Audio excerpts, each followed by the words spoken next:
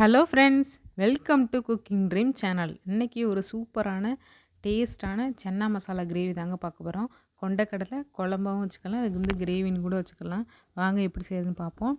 நான் வந்து ஒரு 2 கப் அளவு சுண்டலை நைட்டே ஊற வச்சுட்டேன். ஒரு 7லேருந்து 8 மணி நேரம் நல்லா ஊற வச்சுருங்க. அப்படின்னா தான் நம்மளுக்கு அவிக்கிறதுக்கு வந்து ரொம்ப ஈஸியாக இருக்கும். இதை வந்து நல்லா வாஷ் பண்ணிவிட்டு ஊற வச்ச தண்ணியோடு சேர்க்காதீங்க, அந்த தண்ணியை கீழே ஊற்றிடுங்க. ஃப்ரெஷ்ஷாக நல்லா தண்ணி ஊற்றிக்கோங்க. அதுவும் நிறையா ஊற்றிடக்கூடாது. கரெக்டாக சுண்டல் முங்குற அளவுக்கு மட்டும் தண்ணி ஊற்றிக்கோங்க. பாருங்கள், இந்தளவுக்கு தண்ணி ஊற்றிருக்கேன். அதுக்கு தேவையான அளவு உப்பு போட்டு நல்லா வேக வச்சிடணும். அவிச்சிடணும். இப்போ நான் குக்கரில் சேர்த்து ஒரு 4 விசிலுக்கு நல்லா எடுத்துக்கோங்க. அப்படின்னா தான் நல்லா சுண்டல் வெந்திருக்கும். குழம்பு வைக்கும்போது நல்லா டேஸ்ட்டாகவும் இருக்கும். இப்போ பாருங்கள், சுண்டல் நல்லா வெந்துருச்சு. 4 விசிலுக்கு வச்சு எடுத்துட்டேன். இது வந்து கருப்பு சுண்டலோ வெள்ளை சுண்டலோ எதுனாலும் நீங்கள் சேர்த்துக்கோங்க. பாருங்கள், சுண்டல் நல்லா வெந்துருச்சுங்க. 4 விசில் வச்சேன், நல்லாவே வெந்திருந்துச்சு. பாருங்கள், தொட்டோன்னே நல்லா அமுங்குது, நல்லாவே வெந்திருக்குங்க. இப்படி தான் இருக்கணும். ஒரு 7லேருந்து 8 மணி நேரம் ஊற வச்சிங்கன்னா கரெக்டாக இருக்கும். இப்போ வாங்க, குழம்பு செய்கிறதுக்கு ரெடி ஆயிடுச்சு. ஒரு பாத்திரம் வச்சுக்கோங்க. தேவையான அளவு எண்ணெய் ஊற்றிக்கலாம். எண்ணெய் வந்து நல்லா காயட்டுங்க. பாருங்கள், எண்ணெய் ஓரளவுக்கு நல்லா காஞ்சிருச்சு. இப்போ இதில் கடுகு சேர்த்துக்கலாம். கடுகு நல்லா வெடித்ததுக்கப்புறமேட்டு இப்போ இதில் சோம்பு, ஜீரகம் இல்லைங்க, சோம்பு போட்டு நல்லா பொரிஞ்சிருச்சு. இப்போ இதில் தேவையான அளவுக்கு பூண்டு சேர்த்துக்கோங்க. ஏன்னா சுண்டல் சேர்க்கறதுனால கண்டிப்பாக பூண்டு நிறைய சேர்த்துக்கோங்க. டேஸ்ட்டும் சூப்பராக இருக்கும், நல்லதும் கூட. அதோட கருவேப்பிலை சேர்த்துக்கலாம். போட்டுட்டு நான் 2 வெங்காயம், பெரிய வெங்காயம் சின்ன சின்னதாக கட் பண்ணி சேர்த்துருக்கேன். இப்போ அதையும் சேர்த்துக்கலாம். வெங்காயம் போட்டு நல்லா வதக்கி விட்ருங்க. இப்போ இதில் ஒரு பச்சை மிளகா சேர்த்துருக்கேங்க. ஃபுல்லாக கட் பண்ணலை, பாதி அளவுக்கு மட்டும் கட் பண்ணி சேர்த்துருக்கேன். இதில் வந்து மசாலா பொடியும் சேர்க்கறதுனால குழம்பு வந்து ரொம்ப காரமானாலும் ஆயிரும். அதனால் நான் ஒரு பச்சை மிளகா மட்டும் சேர்த்துருக்கேன்.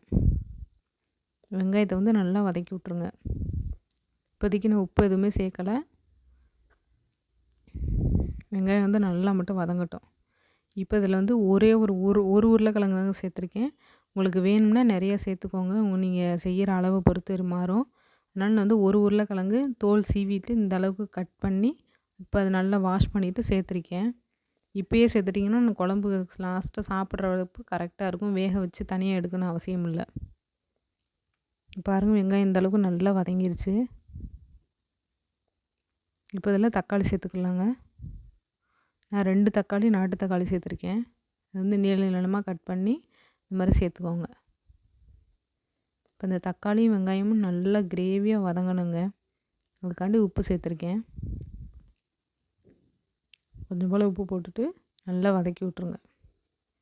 அடுப்பு வந்து ஓரளவுக்கு மீடியம் ஃப்ளேமில் வச்சுருங்க, ரொம்ப சிம்மில் வைக்காதீங்க. அப்போ தான் இந்த கிழங்கு வந்து நல்லா வேகும்.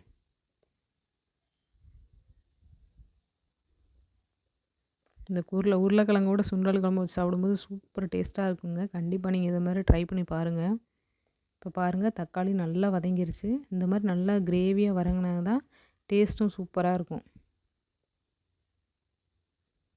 பாருங்கள், நல்லா தக்காளி வதங்கிருச்சு. இப்போ இதில் மசாலா பொடியெலாம் சேர்த்துக்கலாம். தேவையான அளவு மஞ்சத்தூள், 1லேருந்து 1.5 அளவுக்கு நீங்கள் மிளகாத்தூள் சேர்த்துக்கோங்க. நீங்கள் எந்த அளவுக்கு காரம் சேர்க்குறீங்களோ அதை பொறுத்து மாறும். நான் 1 ஸ்பூன் வரைக்கும் மிளகாத்தூள் சேர்த்துருக்கேன். அதுக்கப்புறமேட்டு 1 ஸ்பூன் மல்லித்தூள், எல்லாத்தையும் போட்டு நல்லா வதக்கி விட்ருங்க. அடுப்பை வந்து சிம்லேயே வச்சுருங்க, ஏன்னா மசாலா பொடி கருகிடும். சிம்லேயே வச்சு நல்லா வதக்கி விட்ருங்க. இது வந்து 1 நிமிஷத்துலேருந்து 2 நிமிஷம் வரைக்கும் நல்லா மூடி வச்சுருங்க. அதோட பச்சை வாசனைலாம் போகும். தண்ணி எதுவுமே ஊற்ற வேண்டாம், அப்படியே மட்டும் மூடி வச்சுருங்க ஒரு 2 நிமிஷத்துக்கு.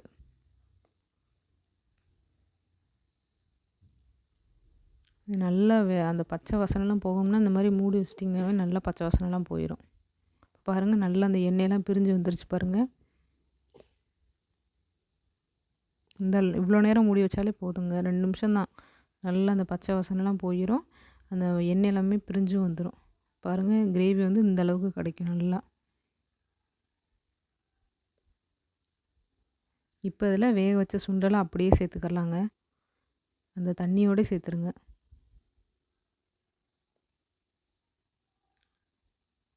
இப்போ இதில் சுண்டல் எல்லாத்தையும் சேர்த்துக்கலாம். பார்த்துட்டு சேருங்க.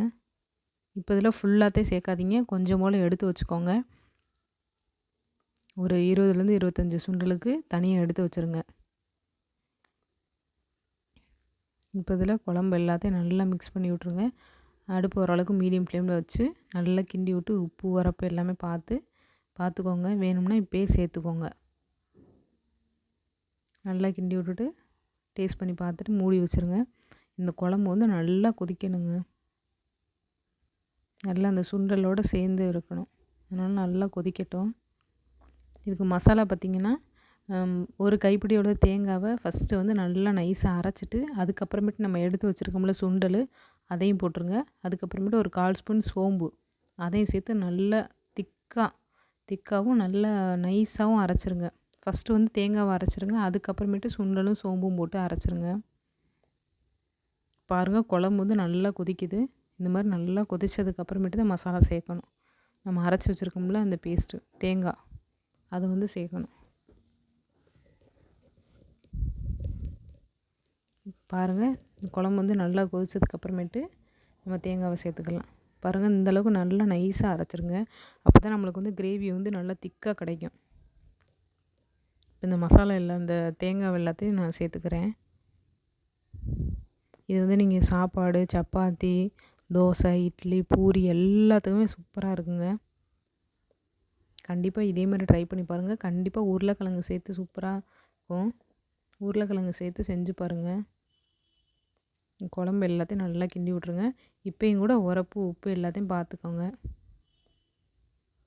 எனக்கு வந்து உப்பு மட்டும் கம்மியாக இருந்துச்சு, அது மட்டும் சேர்த்துருக்கேன். இப்போ தேவையான அளவு தண்ணி உங்களுக்கு எவ்வளோ குழம்பு வேணுமோ அதுக்கு தகுந்தாப்பில் ஊற்றிக்கோங்க. போட்டுட்டு இது வந்து நல்லா கொதிக்கட்டும். அந்த தேங்காயோட ஃப்ளேவர் எல்லாமே நல்லா இறங்கட்டும் குழம்புல.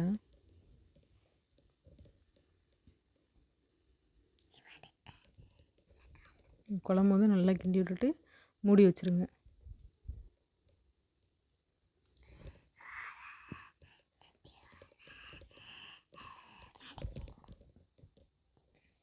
பாருங்கள், குழம்பு வந்து நல்லா கொதிச்சிருச்சு. அதோட கிரேவியுமே நல்லா திக்காகவும் ஆயிடுச்சு பாருங்கள்.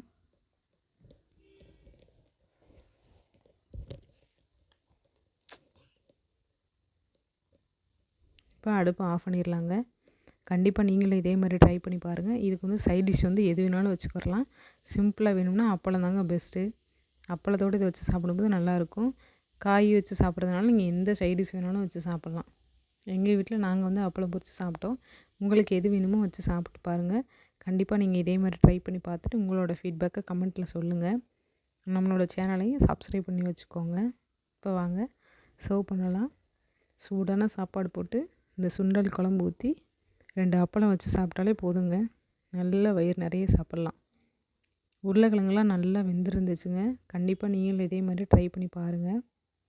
பார்த்துட்டு நம்மளோட சேனலை சப்ஸ்கிரைப் பண்ணி வச்சுக்கோங்க. தேங்க்ஸ் ஃபார் வாட்சிங்.